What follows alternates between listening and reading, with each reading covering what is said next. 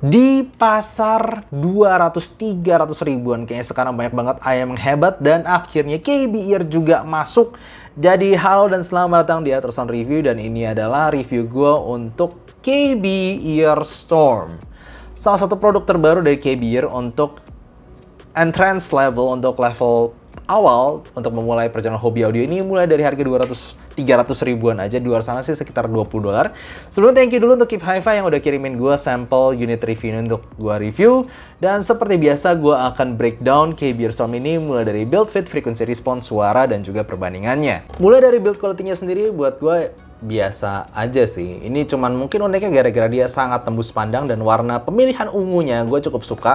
Jadi kayak apa ya, kayak permen Fox mungkin, tapi warnanya ungu gitu. Kalian bisa bener-bener lihat gimana driver dan kabel-kabelnya. Selain itu sih gue nggak ngerasa ada yang spesial dari AM ini. Dia juga pakai QDC Type-C untuk konektornya. Kabelnya sendiri juga ya biasa aja. Untuk fitnya sendiri gue agak sedikit bermasalah. Mungkin gue harus tunjukin kalau AM ini sendiri untuk penempatan pinnya agak nyaris keluar. Lihatnya nih. Agak nggak fokus. Nah, agak nyaris keluar, nyaris di pinggir begini. Dan ini somehow bikin kalau misalnya gue pakai, ini kan pinnya berarti agak keluar nih.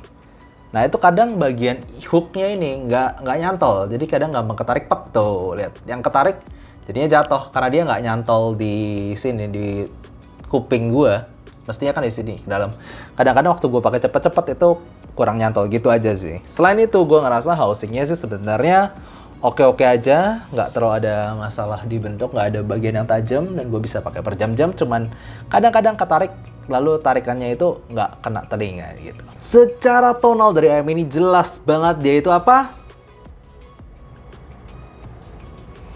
V. Very V. Dia punya penekanan elevasinya jelas ada di area bass, tapi sub bassnya agak rolled off, jadi lebih mid bassnya cukup besar.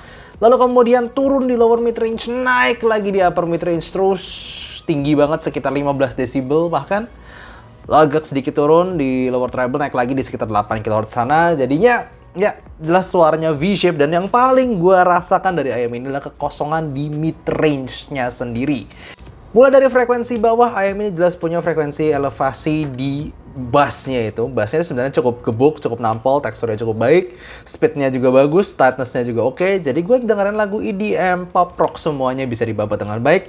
Semua oke, semua berasa fun. Ya nggak terlalu ada yang bisa gue permasalahan, cuman gue nggak terlalu berasa sub-bass rumble. Ketika gue play lagu yang kayak soundtrack ataupun dengerin lagu yang apa namanya banyak rekaman kayak boom gitu yang ada rumbling sub bassnya, kayak gue dengerin lagu Two Step From Hell ataupun soundtrack movies gitu, di sini agak kurang rasa dum gitu, lebih kayak punch di mid bassnya. Jadi pukulannya oke, tapi nggak terlalu bergemuruh ya, itu yang mungkin gampangnya gue gambarkan.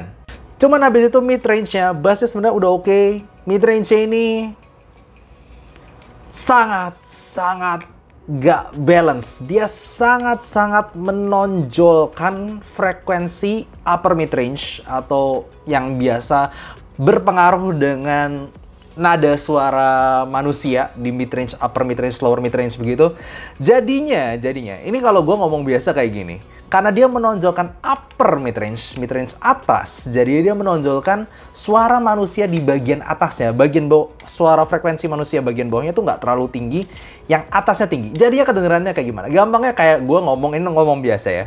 Jadi gue ngomong biasanya begini, karena suara tinggi gue yang dimajuin dibandingkan suara rendah gue. Jadi suara dengerin vokal cowok ataupun vokal cewek itu bakal kerasa kayak kehimpit. Karena bagian yang membuat suara itu tebal agak mundur, dan bagian yang membuat suara itu tinggi, nada tingginya yang dimajuin. Jadi gue ngomongnya seolah begini. Padahal gue bisa ngomong seperti ini gitu. Karena ya itu, dia sangat memajukan upper mid range. Lihat aja 15 desibel coy. Tingginya itu bikin kosong, terutama kalau lu suka vokal kayak sebutlah Josh Groban ataupun vokalnya yang tebel-tebel gitulah, itu bakal berasa mana vokal gua, kayak vokalnya hilang. Lalu dengerin piano, dengerin gitar juga berasa kayak apa ya, kasar tuh kayak kecekik gitu.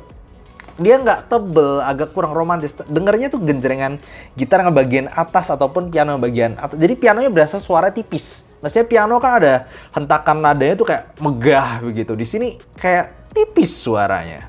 Nah, untuk frekuensi tingginya sendiri atau bagian treble-nya ini juga sebenarnya biasa aja. Gue nggak terlalu ngerasa ada spesial di sini.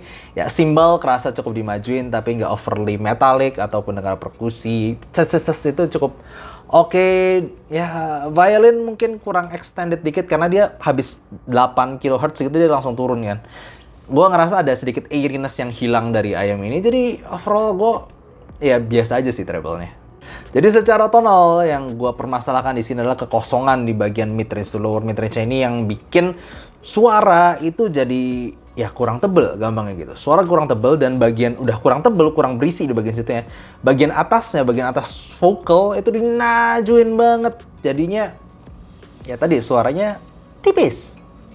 Lalu kemudian untuk bagian teknikalitas sebenarnya dengan majunya upper mid range tadi memang itu memberikan kesan clarity, kejelasan kata-kata tuh jelas banget.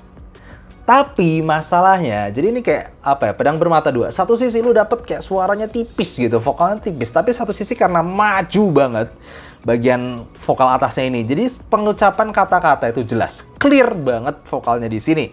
Lalu kalau misalnya lu denger lagu-lagu yang mungkin nge-rap gitu, nge-rap kan kata-katanya agak kalau misalnya terlalu warm gitu bisa mumbled kayak nggak ngomongnya tuh nggak jelas ngomong kata apa di sini. Tapi lu dengerin rap di sini sebenarnya kata-katanya cukup jelas oke.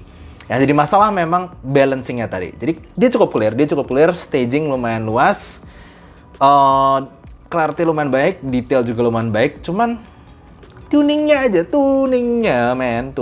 itu ekstrim.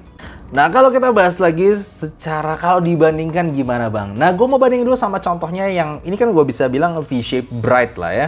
Dia vokalnya dry juga, kering juga. Dia ya overall lu bakal lebih fokus ke frekuensi atas dan frekuensi bawah yang lumayan kontras gitu. Bagian tengah frekuensinya itu lu nggak dapet.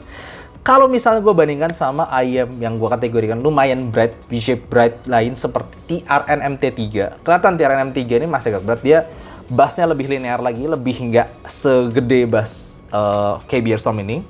Kemudian ada gradual rise up upper mid range to treble-nya.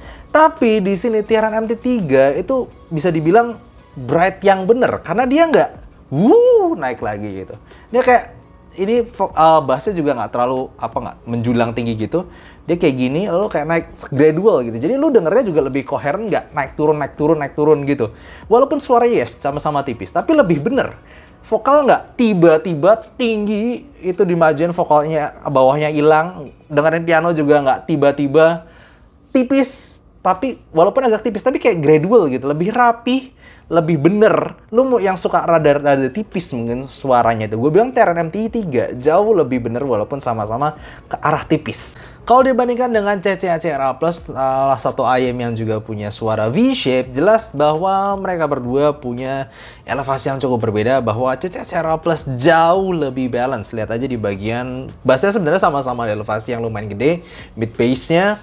Dan kemudian habis itu sekitar mid range-nya sendiri itu yang paling bikin berbeda. Di KB Earstorm itu menanjak duar tinggi banget, sementara di CCA Plus dia kalem aja boy.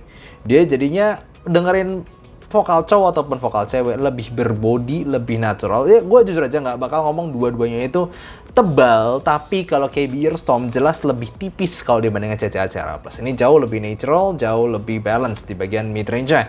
Dan untuk treble sendiri walaupun secara elevasinya, presence-nya lebih tinggi di CCA Plus, lebih tinggi di KB Earstorm di bagian mid treble area, tapi untuk extension-nya, kemampuan mencapai frekuensi tertinggi, CCA Plus lebih mendapatkan extension. Overall ini V-shape yang jelas lebih bagus. Karena itu overall gue bisa kasih tuningannya tonal segini dan juga teknikalnya segini.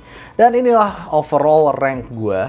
Dan seperti biasa kalau kalian mau lihat update untuk rank listnya, bisa juga dicek di description di bawah. Dan gue juga kasih, kalau misalnya kalian penasaran pengen beli, gue juga kasih link untuk belinya. Walaupun gue hujat. Jadi gitu aja, see you next time. Bye-bye.